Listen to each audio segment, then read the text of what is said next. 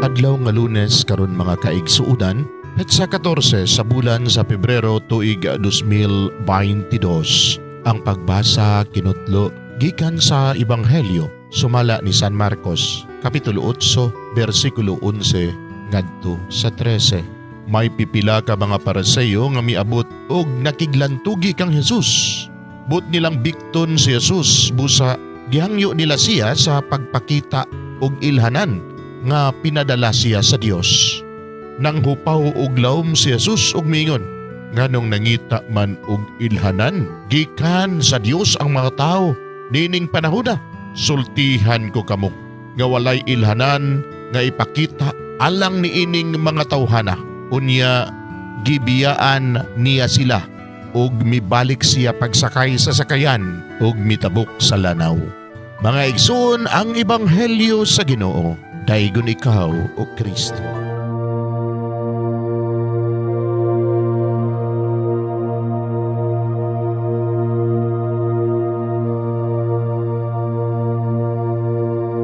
Pagampo sa dili pa magsugod sa trabaho. Magampo kita sa ngalan samahan sa Anak ug sa Espiritu Santo. Amen. Langit no namong Amahan, sa among pagsulod nining trabahoan, among gidala ang imong presensya uban kanamo. Among gipamulong ang imong kalinaw, imong grasya, imong kaluoy, ug ang imong perpektong hanay sa among mga trabaho. Among gipadayag ang imong gahom labaw sa tanan, diha sa mga butang nga among mahimo, masulti, mahuna-unaan, ug mahukman sulod nining adlaw.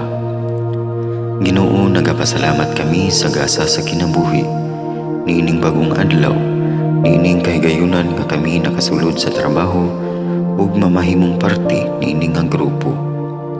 Salamat sa mga gasa nga imong gitugyan kanamo. Hamong gamiton kini diha sa pagimaya kanimo. Hatagi kami sa kusog ug kadasig sa pagbuhat sa among mga trabaho. Panalangini ang among mga proyekto, mga ideya ug kusog, aron sa ingon bisan sa pinakagamay namong mga kalampusan, magahatag kini sa imong himaya.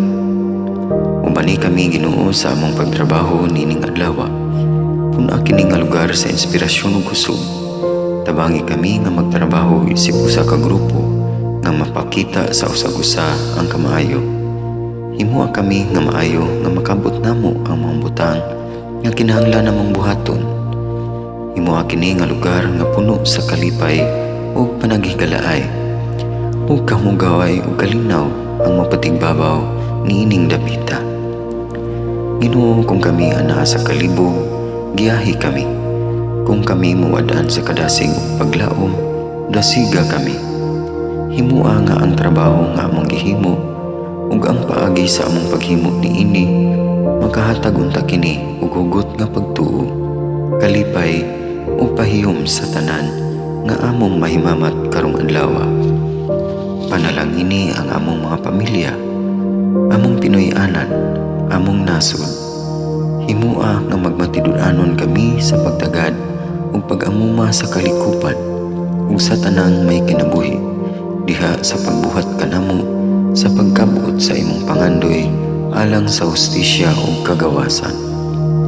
Ug Ginoo, sa among pagbiya nining lugar, tagay kami sa imong panalangin ug kaluoy sa among pagbiyahe. Panalangini ang among mga pamilya ug Pinoy-anan nga anaon ta sa maayong kahimtang sama sa among pagbiya kanila.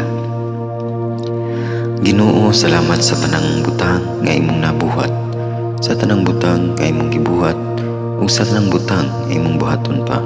Sa ngalan ni Hesus, among giampo diha sa tumang pagigugma ug pagpasalamat. Amen. Sa ngalan samahan sa Anak ug sa Espiritu Santo. Amen.